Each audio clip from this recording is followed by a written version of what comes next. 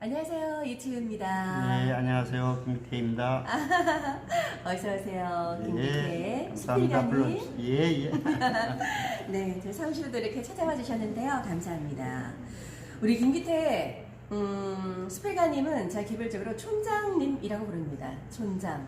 네, 어떤 촌장? 온동이라는 촌장. 온동은 어디에 있는 동네일까요? 우리나라에 이제 온동이라는 동네가 한 5군데 정도가 있는 걸로 알고 있어요. 아, 실제로 있어요? 예. 그다음에 이제 충청도에서는 네. 충남 서천에 온동이 있고, 네. 그다음에 한산에 온동이 있고, 그게 두 군데가 이제 온동이 있습니다. 네. 이제 온동은 이제 한글로 풀이하면 이제 따뜻한 동네라는 뜻이고, 어려서부터 언젠가 내 살아가는 주변을 그 따뜻한 마을로 한번 좀 만들어보고 싶다는 생각에서 온동마을을 만들게 됐고, 지금까지 그것을 이제 이어오고 있는 중입니다. 그러니까요. 온동이라 모임명이 온동이라 회장님이 아니고 촌장님이라고 저희가 명칭을 하고 있는데 벌써 한 15년 정도 됐나요? 예, 그렇게 됐습니다. 그래서 하고집이라는 제목의 수필을 냈어요. 이게 몇 번째죠? 5번째. 5번째. 제목을 한번 쭉 나열을 해주실까요? 첫 번째 이제 그 삶의 시방서 1111쪽. 삶의 시방서가 아니고 삶의 시방서예요? 네, 시방서. 삶의 시방서. 욕하는 줄. 두 번째. 이제 직장 생활을 통해서 해야 할 어떤 일들을 네. 이제 썼던 거고요. 네. 그 다음에 이제 소똥우의 홍시. 네, 소똥의 홍시. 어렸을 적에 고향의 그 감나무 밑에서 일어났던 일들을 소재로 해서 쓴 거고. 그 다음에 살아보니 어때요? 살아보니 어때요? 그 다음이 그려. 그려. 그리고 지금은 이제 시방서를 쓰게 됐습니다. 아니, 하고집이? 자, 살아보니 어때요? 물음표가 있으면 그려. 느낌표가 들어왔고, 이제 그 다음에 하고집이가 5번째 이 책으로 내셨는데요. 하고집이가 무슨 뜻이에요? 하고집이는 지금 우리나라 국어사전에는 없는 말인데, 자기가 하고 싶은 일은 꼭 하고야만 그런 성격을 가진 사람을 뜻하는 이야기입니다. 영어로 말하면 이제 매니아인데, 그게 이제 우리말로 정확하게 동의어가 없는 것 같아요. 근데 이제 수직광, 독서광, 네, 네. 무슨 일꾼, 일꾼, 무슨 쟁이, 쟁이 뭐 이런 단어가 있는데, 근데 이제 경상도 말 중에서 하고제비라고 하는 말이 있습니다. 그래서 그 이제 어떤 나름대로 이제 표준어로 이렇게 해보면 하고제비가 되지 않을까 해가지고 그렇게 해서 이제 제목을 붙여서 이번에 책을 내게 됐습니다. 경상도에. 그러면은 하고집이는 우리 촌장님이 이렇게 붙인 거네요? 그렇죠. 그렇습니다. 그냥 뭐 신조어처럼 만들어낸 하고집이. 고집 세다. 이거가 딱 생각이 나긴 하는데 자기가 좋아하는 하고 싶은 일에는 그렇게 고집스럽게 우직하게 완성이 될 때까지 해내고야만은 이렇게도 생각을 해도 되겠네요. 삶이 지루하거든 끽다거로 놀러와. 차 한 잔 마시러 놀러와. 차와 음악과 작품들이 있어. 당신이 아니오면 이것들이 무슨 소용이 있겠어. 당신이 오신다면 이런 것들이 무슨 소용이 있겠어. 이거 편집인데 루미라지 잘리네. 봄의 화원으로 오세요. 또 이런 시가 있는데 요 시는 원래 네. 한 800년 전에 네. 그 서양에서 무명 시인으로 이렇게 내용의 시가 전해져 오는 것이 조금 있습니다. 이게 솔직한 얘기고. 근데 이제 끼다거는 이제 차를 한 잔 들고 가시게나 하는 뜻인데, 네. 이제 끼견할 때 보면 이제 그 끼자가 들어가요. 네네. 한문도 있고. 즐기다, 네. 근데 이제 순 우리말입니다. 그게. 그래서 그 끼다거를 하다 보니까 이제 그동안 이제 뒤에도 또 얘기가 나올는지 모르겠습니다만, 제가 하고 있는 취미 활동에서 만들어낸 어떤 작품들이 걸려 있고, 또 음악을 하는 사람들끼리 모여가지고 또 색소폰 연주팀도 하나 만들고, 그렇게 해서 그 어떤 놀이공간, 그 다음에 쉼공간, 네. 이걸로 이제 했던 것이 이제 끼따거의 동기입니다. 만들게 된 동기. 그러시군요. 근데 원래는 건설업에 평생 공직을 하셨잖아요. 네. 근데 수필을 이렇게 글은 또 어떤 계기로 쓰게 되셨어요? 사연이 좀 있는데요. 첫째 이제 밖에 사람들이 건설 회사에 다니는 사람을 부정적인 시각으로 많이 보는 성향이 있어서 사실은 그랬어요? 기술진들은 그게 아닌데 하는 생각이 좀 들었고, 둘째는 내가 책을 써서 글을 써가지고 읽는 독자가 많은 주변 사람이 아니고 네. 딱 자식들을 위한 글을 쓰기 시작했던 겁니다. 그러니까 자식이 커나가는 과정에서 네. 거기에 맞게끔 책을 썼거든요. 그래서 얼마나 진솔하게 쓰셨을까. 특히 이제 그 아들이 군대 갔을 때는 네. 내가 그 일요일에 편지를 써서 월요일 아침에 꼭 붙였어요. 하루도 한 번도 빠지지 않고 2년 동안 군대 생활하는 동안 그렇게 보냈는데 그 아들이 제대할 때 택배로 온 그 소포에 네. 그동안 보내줬던 그 원고가 다 쌓여서 이렇게 보내왔더라고요. 근데 얼마나 소중한 그거를 읽고. 그래서 이제 굉장히 고마웠고 네. 그것을 다시 이제 조금 편집해가지고 글을 해서 책을 낸 것이 이제 살아보니 어때요라는 제목의 책이었는데 네. 그렇게 이제 군대에 있는 동안에 편지를 써서 보내고 난 뒤에 아들이 제대를 하면 아버지로서 절대 잔소리를 하지 않겠다는 조건으로 글을 썼습니다. 그래서 다행히 그 아들이 지금 내가 의도하는 대로 잘 따라와 줘서 그 어떤 소개의 목적은 달성되지 않았는가 그런 생각을 그럴 합니다. 수밖에 없겠네요. 세상에 군대를 가 있을 때 일주일에 한 번씩 일주일에 한 번씩. 제가 감동이 기침으로 나오는 건지 죄송합니다. 보통 엄마들은 편지를 써도 아버지가 일주일에 한 번씩 제대로 할 때까지 2년 동안 이렇게 편지를 쓴다는 아버지는 제가 처음 얘기를 들어보고 세상에 그 아드님은 얼마나 성실하게 반듯하게 군생활을 할 수밖에 없었을 것 같습니다. 그 아버지의 사랑으로 감사를 드립니다. 그리고 다른 누구한테 보여주기 위해서 읽히기 위해서 쓴 글이 아니라 가족한테 들려주기 위해서 보여주기 위해서 글을 쓰셨다면 얼마나 진정한 마음으로 진솔하게 글을 쓰셨을까 그런 생각이 네. 듭니다. 또 학원 친구들이 참 많이 있어요. 서각을 취미로 시작하셨다가 서각협회장까지 하시고요. 전시회도 여러 번 하시고. 하는 게 많습니다. 근데 이제 네. 그 제가 이제 퇴직을 30년 직장 생활을 하고 퇴직 후에 그 이태리를 한번 가보니까 거기서 레오나르도 다빈치를 만나게 됐어요. 그래서 그때부터 이제 레오나르도 다빈치를 그 존경하게 됐는데 그 존경하게 된 사유는 사람이 보통 태어나서 세상을 뜰 때까지 네. 자기가 무엇을 잘 하는지도 모르고 가는 사람들이 대부분입니다. 대부분인데 그 레오나르도 다빈치는 아주 다방면에 손을 댔죠.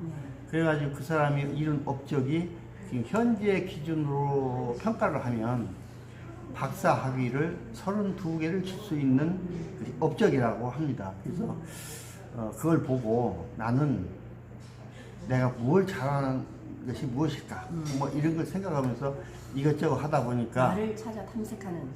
그러니까 이제 서각도 하고 색스폰도 불고 그다음에 글도 쓰고 네. 그다음에 유화도 그려보고 네. 초상화도 그리고 생활공예도 하고 네. 뭐 그렇게 됐어요. 그래서 여기서 좀 이런 기회에 좀 얘기 드리고 싶은 것은 네. 우리나라 교육하는 분들이나 또는 한 학부모 입장에서 한번 그 생각을 해볼 상황인데 네. 당시에 레오나르도 다빈치가 태어날 당시에 사회적 분위기는 18살이 되면 부모의 슬하에서 떠나 나오는 것이 하나의 풍습이었답니다. 그러니까 아버지, 엄마 밑에서 살면 좀 바보라는 뜻이죠. 네. 지금도 근데, 미국 이런 거잖아요. 근데 그 어린 나이에 나오다 보니까 소득이 적어가지고 천상 친구들끼리 이렇게 같이 하숙을 해야 되고 뭐 이런 동호 생활을 해야 되는데 네. 그런 과정에서 이제 남녀가 또 사랑하다가 결혼도 하지 않고 이렇게 같이 사는 그런 경우도 있었답니다. 그래서 레오나르도 다빈치 엄마 아버지가 그런 케이스로 만나서 다빈치를 낳았는데 네. 엄마가 네. 성격이 안 맞아서 네. 떠났대요. 근데 이제 아버지가 그 이제 혼외비가 돼가지고 그 아들을 혼자 키우기가 힘이 드니까 그 아들을 고향에 계신 할아버지한테 키워달라고 보냈는데 할아버지는 그 당시 그 지역에서 농사를 짓는 분이었는데 대농은 아니고, 그러니까 이제 뭐 농기구가 고장이 난다든가 뭐 이렇게 했을 때 직접 수리해가지고 써야 하는 그러한 정도의 그 수준이었답니다. 근데 그 당시에 레오나르도 다빈치가 네. 커온 과정에서 할아버지의 훌륭한 조수 역할을 했다는 거죠. 그래서 여러 가지 경험을 하다 보니까 그게 나중에 사회생활을 하면서 그분이 보여준 어떤 기본적인 그 바탕이 거기에서 나오지 않았는가 하는 건데, 그래서 이제 그 레오나르도 다빈치의 천재성이나 재능이 선천적이냐 또는 후천적이냐 한다고 한다면 제가 볼 때 후천적 쪽이 더 많았지 않는가. 그래서 우리는 그냥 공부만 열심히 하고 돈 많이 벌고 좋은 직장에 들어가고 하는 걸로 애들 교육을 유도하는데, 그것이 진정 그 자식을 위한 교육인가 하는 것은 한번 그 레오나르도 다빈치를 생각하고서 할 문제라고 생각을 해요. 그러시군요. 선천적인 거, 후천적인 거 영향이와 퍼센티지가 있긴 할 텐데, 선천적인 거는 엄마 아빠 나이를 합해서 50 전에 아이가 태어나면 그 아이는 영재가 될 확률이 높다. 이런 얘기를 제가 예전에는 뭐 맞는 얘기인지 모르겠지만 들은 기억이 나는데, 그때 엄마 아빠는 굉장히 젊은 나이였겠네, 그렇죠? 그렇죠. 그리고 어릴 때 자라는 환경도 중요해서 여러 가지 경험을 보면서 배우고, 근데 사람이 태어나서 자기 가진 재능이나 소질을 30%도 채 발휘하지 못하고 죽게 된다라고 하는데, 그렇죠. 예. 주위에 레오나르도 다빈치를 또 이렇게 마지막 표지에 실어 놓으셨는데, 또 그걸 또 감명을 받으셔서 이렇게 해 놓으셨네요. 그러고 보니까 손녀 따님이 굉장히 특이한 일을 한 게 있잖아요. 외국인 통역 가이드? 몇 살 때? 걔가 요새 아이들은 우리가 컸을 때, 커나갈 때의 네. 그 과정하고는 영 딴 판인데, 네. 그 보통 사람이 보면 뭐 작은 골, 큰 골, 작은 골이 있어서 그 역할 따라서 이제 뭐 경북구에서 그렇게 봉사활동을 하고 있다는 거잖아요. 네, 그렇습니다. 지금 현재 중학교 아니 이제 2학년 올라가서는 그 학교 다니지를 못하는데 그 봉사활동 계속 하고 있습니다. 장래가 촉망되는 네, 재원입니다. 장래가 촉망되는지 모르겠지만 우리가 컸을 때 수준으로 하고는 좀 달라. 얘기가 나온 김에 하나 더 할까요? 네. 저는 이제 그 딸 둘의 아들 하나인데, 그 외손녀가 이제 셋이고 외손자, 친손자 이렇게 됐는데, 네. 이번에 좀 황당한 경험을 한 것이, 제가 작년에 이렇게 몸이 아파서 수술을 받기 위해서 서울에 간 적이 있었어요. 했는데 그 외손자가 이제 왔는데 보고서 나가더니 뭔가 들고 왔습니다. 그래서 뭐냐고 그랬더니 이제 정관장이라고 있잖아요. 네. 이제 삼 가지고 이렇게 만든 거. 네네. 건강 기능. 네, 식품. 네. 그걸 가지고 왔어. 그래서 나는 내가 수술 들어가니까 나한테 주려고 사온 줄 알고, 야, 뭐, 돈 어디서 났냐? 응? 또 그치. 나는 안 먹어도 되는데, 이리 하니까 네. 그 외손자가 하는 말이, 네. 할아버지는 병원에 가시면 병원에서 밥도 주고 치료도 받고 하니까 괜찮은데, 옆에서 할아버지 거들어야 되면 할머니가 힘이 들을까봐 할머니 드리려고 사왔는데요. 몇 살이라고요? 작년에 국민학교 4학년, 거기도. 이제 지금 5학년 됐어요. 세상에 나. 그래서 속으로는 굉장히 나도 이제 황당했는데, 그래? 그래가지고 했지만, 하여튼 그 마음속으로 굉장히 좀 감동을 받았어요. 요새 애들이 그런 면이 있더라고요. 그러면서. 요새 애들이 아니라 우리 촌장님, 네, 자손들이 또 특별하게 그런데요. 그래서 이제 이렇게 뭐, 어떤 너 것도 돈 어디서 났냐? 그러니까, 자기가 그동안 저축한 게 한 7만 5천 원 정도 있었는데, 네. 그래 가지고 가니까 가격이 8만 원인데, 이게 우리 할머니 드리려고 지금 사는 거라고 하니까 5천 원 깎아줘가지고 7만 5천 원을 주고 사왔다고. 그래서 그런 일도 있었습니다. 그래서 얘의 어떤 그 지금 삶의 수준이라고 할까? 돈에 대한 개념도 좀 큰 것 같고 해서 걱정도 되는데, 애들은 애들같이 커야 나중에 어른 같은 어른이 되는 법인데, 그 어른스러움이 또 너무 빨리 와가지고 좀 고민을 또 하게 아니요, 됐습니다. 그럼 마음의 품성이고 깊이가 다른데요. 그걸 할머니 할아버지를 두 사람을 동시에 처음에는 고래했지만 두 명을 동시에 감동을 시키는 아유 손주인데요. 너무 신통하다. 자. 밤로스 그림도 그리시고 추상화도 그리시고 뒤에 이제 작품을 이렇게 사각 작품이랑 이런 것들 곁들여 놓으셨는데 한번 보여드릴까요? 음악.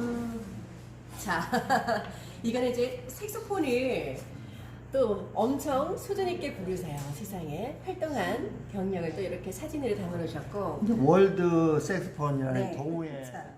자, 풍교야바 유지처 제도 성온제라는 글귀에 이렇게 또 서각을 시작만 했다 하면 아주 수준급으로 완성을 시키십니다. 아, 이거 이제 보통 이제 자기가 붓글씨를 써가지고 네. 파는 게 이제 상례인데 저 같은 경우는 이제 붓글씨를 못 쓰니까 좀 의미 있는 작품들을 이제 그 하는 쪽으로 하고 있어요. 근데 풍교야박이라고 하는 것은 그 중국의 한산사에 있는 유지처 제도는 네. 뜻이 있는 곳에 이제 길이 있다는 뜻인데 이거는 그 비하인드 스토리가 좀그 뜻이 굉장히 깊습니다. 친구가 한 25년 전에 당시로서는 큰 수술이지만 위암 절제 수술을 했어요. 네. 그 부인이 남편의 그 병을 치유되기를 기원하면서 성경책을 신약 구약을 한 8년 6개월에 걸쳐서 붓글씨를 이제 필사를 했어요. 하여튼 지극정성으로 해서 보니까 이제 남편은 지금 25년 지금에 와서도 건강해졌고 캠핑카 몰고 둘이 이제 전국을 누비며 돌아다니는데 이분은 성경책 신약 구약 한 권 쓰고 서예학원 원장이 됐습니다. 그런 사연이 8년을 썼으면 그런 글씨 이거 한석봉 글씨체인데 네. 그렇게 그런 사연이 있죠. 아 세상에 또 이제 이거는 밤로스라고 밤로스라고 머리 부글부글 아저씨 쉽죠? 하고 해가면서 하는 그런데 네 마술 같아 보이는 또 이렇게 밤로스풍의 그림을 또 그분의 장점은 뭐냐면 그림 그리는 기법도 개발했지만 붓도 개발하고 그 다음에 그 재료도 색깔도 개발돼가지고 네. 굉장히 그 사람들한테 새로운 그 미술 영역을 확대시켰던 분이 아쉽게도 95년도에 돌아가셨죠. 정말 신기해하면서 봤었는데 또 여기는 이야 또 이렇게 초상화를 흑백으로 된 초상화. 흑백 초상화를 이렇게 그리셨는데 이것은 이제 그 실크지에다가 네. 붓하고 세필하고 네. 그다음에 검정색 물감하고 석유하고 이제 섞어서 이제 그림을 그리는 겁니다. 문제는 이제 석유와 물감과의 배합비를 잘 맞춰야 색이 잘 나오거든요. 그래서 그 그리고 나면 일주일 해보면 뭐 이 색이 날아가가지고 네. 또 맞추기도 힘들고 해서 애로사항이 좀 많았던 그런 글씨고. 또 이렇게 작품을 탄생을 시켰고 이건 그림각이라고. 석하고 다르게 그림으로 이렇게 그림각 달마도 보이고 이렇게 야 그림각 이거 쟁반이죠. 첫 선물을 쟁반을 이렇게 또 직접 만드셔서 옆에 것 차탁 아주 그냥 자연스럽게 근데 이것은 멋지네요. 이 서각을 하는데 부산에서 네. 부산말을 쓰는 아주머니가 전화가 왔어요. 네. 그러면서 홍길동이를 아십니까? 근데 기억이 잘 안 나는 거야. 네. 그래서 이제 아니까 전화가 왔겠지 하고 예 하니까 홍길동 씨가 자기 남편인데요. 돌아가셨어요. 그러고서 지금 3호제가 끝나고 유품 정리하는데 돌아가실 때 나를 찾아가지고 네. 돌아가신 남편이 세상에 태어나서 나를 만난 것이 네. 자기 일생의 가장 큰 행운이었다. 이 얘기를 꼭 좀 전해주라 해서 전화를 했습니다. 네. 그런 거예요. 나는 근데 나는 잘 기억이 잘 안 나는 거야. 네. 그래서 보니까 이제 부산 지하철 현장 소장 그 직무 대리를 할 때 거기 와서 조그마한 공사를 했던 그 부산의 작은 전문 건설업체 사장님이셨는데 네.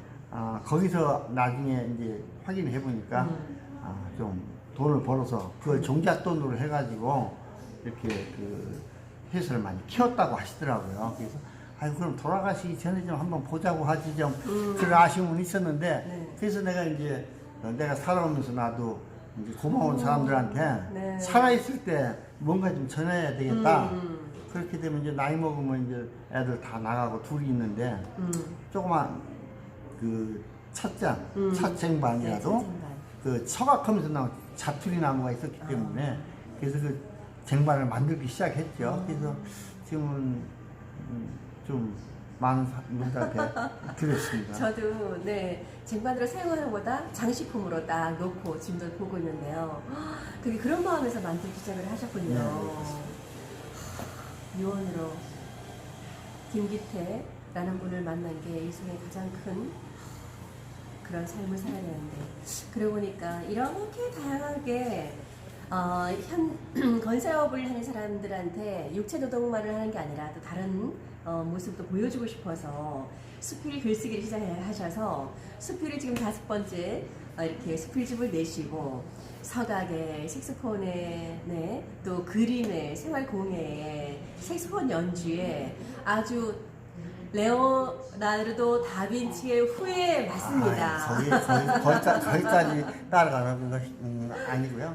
하여튼 열심히 적당히 바쁘게 이렇게 살리려고 이제 노력은 하고 있고요. 네. 뒷부분에 퇴직 후에는 그 레오나르도 다빈치의 영향을 받아가지고 내가 좀 잘할 수 있는 게 뭔가를 찾다 보니까 한 네. 대여섯 가지를 하게 됐고 네. 이 책은 네.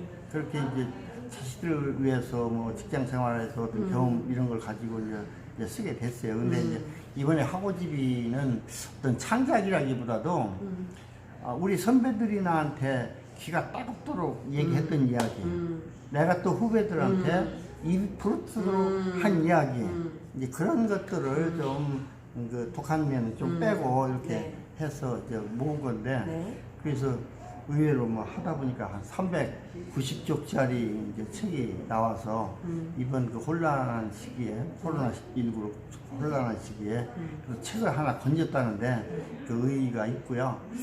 그 앞으로 좀 희망이 있다고 그러면 네. 지금 하는 거 한 대여섯 가지가 되는데 이게 이제 요새 태어나서 옛날에는 그 성대하게 치렀는데 회갑 필수 이런 잔치가 없어졌잖아요. 거의 하지 않죠. 네, 하지 않죠. 네. 그래서 그 저 의미를 부여한다면 77년도 네. 2027년도 2027년? 네. 그래서 아니 2027년도 내 나이 77세.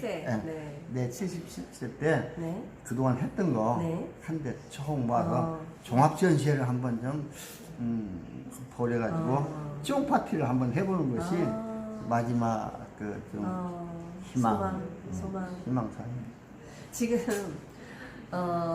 꼰대 인턴이라는 드라마가 아주 인기를 얻고 있다고 하는데요. 선배들이 귀가 따갑도록 해줘서 들었던 이야기, 그리고 내가 입이 부르트도록 후배한테 했던 이야기, 정말 살이 되고 피가 되는 그런 내용들을 이렇게 학고집이 책에 담았으니까 정말 삶의 지침서 같은, 아니면 이런 삶을 살면 얼마나 풍족하고 마음적으로도, 그리고 다른 사람한테도 좀 귀감이 되는 그런 삶을 다 살고 싶어 하잖아요. 이런 걸로 읽는 독자들이 그런 삶을 좀 꾸려나가는데 참 도움이 될 것 같아서 감사하다는 생각이 들고, 또 손녀딸들이 그렇게 또 속이 깊고 또 남다른 또 재능을 가지고 이렇게 또 후손을 또 잘 키워내시니 보기 좋고, 마라톤은 이제 24번까지만 하고 다리 건강 때문에 이제 접었다고 하는데 앞으로 이제 건강 잘 챙기셔서요.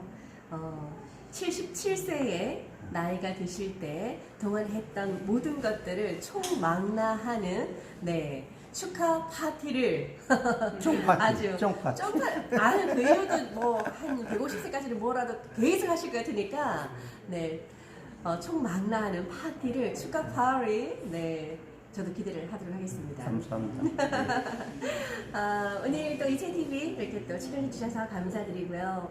또 큰 수술도 하셨는데 앞으로 건강 관리 더 잘 해 주시고요. 온동, 따뜻한 마을, 다 마음에 따뜻한 마음을 가지고 사람들에게 이런 좋은 책으로 또 이런 예능 활동으로 네, 행복을 전해 주시기를 바라겠습니다. 감사합니다. 고맙습니다. 예.